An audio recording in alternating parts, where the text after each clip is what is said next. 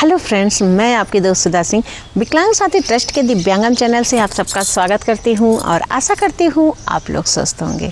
तो फ्रेंड्स, आज मैं आप लोगों के लिए एक नई कहानी लेकर आई हूं जिसके लेखक हैं श्री निरंजन धुलेकर सर। और सर की ये कहानी मुझे आशा है कि आप लोगों की आंखों में पानी ज़रूर ले आएगी। तो फ्रेंड्स, मैं उनकी ये कहानी शुरू करती हूँ। दूसरी, पहले मैं इसकी बातों को हंसी में उड़ा देता था। उसका एक कारण ये भी था कि वो पूरी तरह से स्वस्थ थी और मस्त रहना उसे पता था। मेरे बाद अब दूसरी शादी कर लीजिएगा। इस वाक्य का विन्यास पहले ही कुछ इस तरह का होता था। अब दूसरी शादी कर ही डालिए, मुझे घर के कामों में हाथ बटाने वाली मिल जाएगी। फिर हम दोनों की इस टॉपिक पर हंसी चुहल शुरू हो जाती थी। कहाँ सोएगी से लेकर खाना बनाएगी तक। पर आज पहली बार उसकी कातार आँखों में मुझे हंसी नहीं, बेहद गंभीरता दिखी। 1 महीने से वो हॉस्पिटल में लड़ रही थी, पर अब शायद उसे आभास हो गया था। मेरा हाथ कमज़ोर कांपते हाथों से जोर से उसने पकड़ रखा था और मुंह से इतना ही बोला, आप दूसरी शादी कर लीजिएगा। मेरी रूह कांप उठी।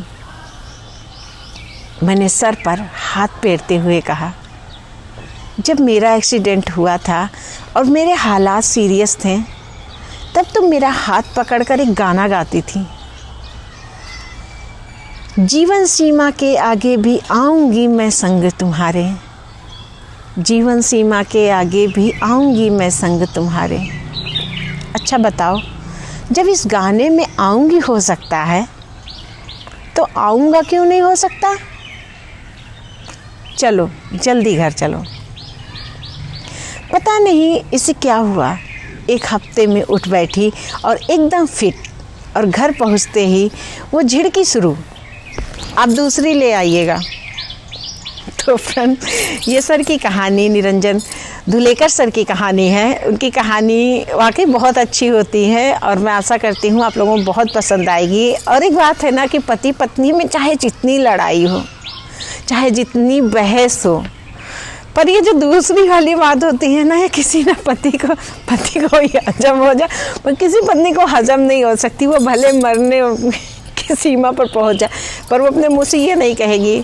और अगर कोई कहती है कि हाँ दूसरी ले आइएगा, तो सच पूछिए उसके दिल में जितना दर्द होता होगा ना, वो कोई नहीं समझ सकता। और फ्रेंड्स, एक चीज़ और है, पति पत्नी आपस में कितना भी लड़े झगड़े, साथ में जब रहते हैं ना तो एक अलग ही बात होती है। और जब ऐसे बिछड़ने का वक्त आता है ना, तो चाहे वो जितने भी लड़ते रहें झगड़ते रहें, अगर आप किसी ऐसे इंसान से पूछें जिसकी पति या जिसकी पत्नी नहीं है, तो उसका दर्द शायद कोई नहीं बयां कर सकता। और मेरे यहाँ मेरी मम्मी कहती हैं कि लड़नी रात भली है, बिछड़नी रात नहीं भली है।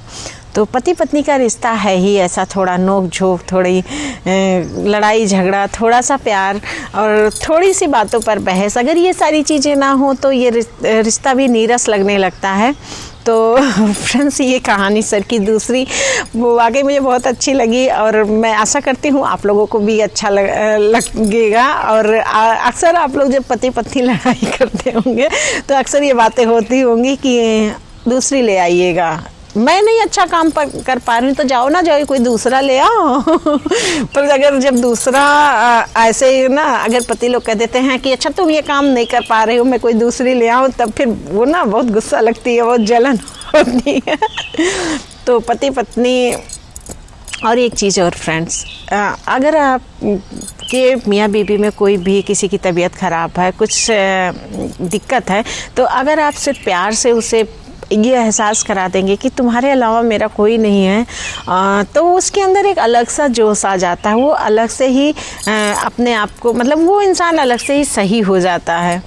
तो फ्रेंड्स, सर की ये कहानी मुझे आशा आप लोगों को बहुत पसंद आएगी। और अगर आप लोगों को पसंद आती है तो please like, comment and share कीजिएगा और सर की कहानियों को ढेर सारा प्यार दीजिएगा। तो फिर मैं मिलती हूँ आप लोगों से एक नई कहानी के साथ, एक नई जोश के साथ। तो आप लोग मियाँ बीवी आपस में प्यार बढ़ाते रहिए, लड़ते रहिए, झगड़ते रहिए और प्यार भी करते रहिए। तब तक के लिए नमस्कार।